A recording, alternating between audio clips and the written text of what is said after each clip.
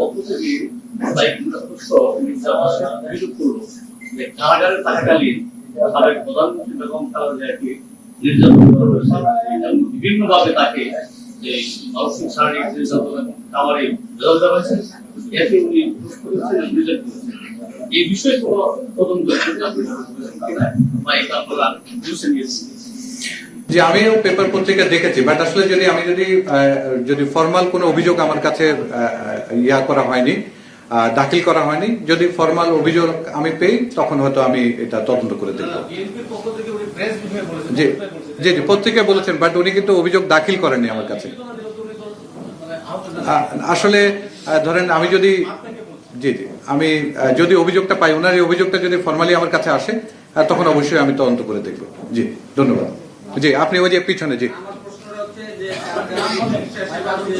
জি অনেক বন্দী অনেক সময় অসুস্থ বা দেরি হয়ে যায় চিকিৎসা সেবার মানটা, এবং বন্দীদের আত্মীয় স্বজনের আগে তো প্রতিদিন বা সাপ্তাহিক দেখা করা যেত, এখন 15 দিনে।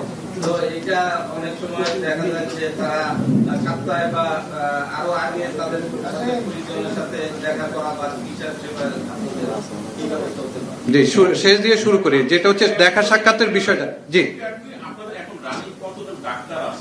জি জি ওকে ধন্যবাদ। একটু সাবমিট করে রাখি যে আপনি কেরানীগঞ্জ হাসপাতালের কথা বলেছেন, ওটা কি মানে নারায়ণগঞ্জের কথা বলেছেন? না, কেরানীগঞ্জ কোম্পানি। জি না সরি, কেরানীগঞ্জে। জি আচ্ছা, আপনার প্রশ্নের জবাব দিই। যেটা হচ্ছে আপনি জিজ্ঞাসা করেছেন যে মানে সরি ও ডাক্তার, আচ্ছা ডাক্তারের সংখ্যা আপনি যেটা বলেছেন আমাদের টোটাল 100।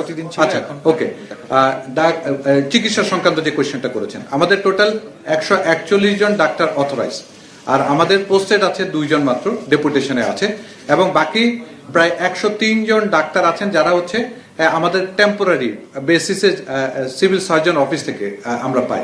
সো এটা একটা আমাদের বড় দুর্বলতার জায়গা, যে সিভিল সার্জন থেকে যারা ডক্টরগুলো আসেন ওনারা বিভিন্ন অন্যান্য কাজেও এমপ্লয়েড থাকেন, যে কারণে আসলে ওভাবে কারাগারকে ডেডিকেটেডলি সার্ভিসটা দিতে পারেন না। এই কারণে আমরা আমাদের মন্ত্রণালয়, স্বাস্থ্য মন্ত্রণালয়, স্বাস্থ্য অধিদপ্তর ওনাদের সাথে যোগাযোগ করছি, প্রবলেমটা সমাধান করার চেষ্টা করছি। আমরা এখন পর্যন্ত এটা সমাধানটা করতে পারিনি।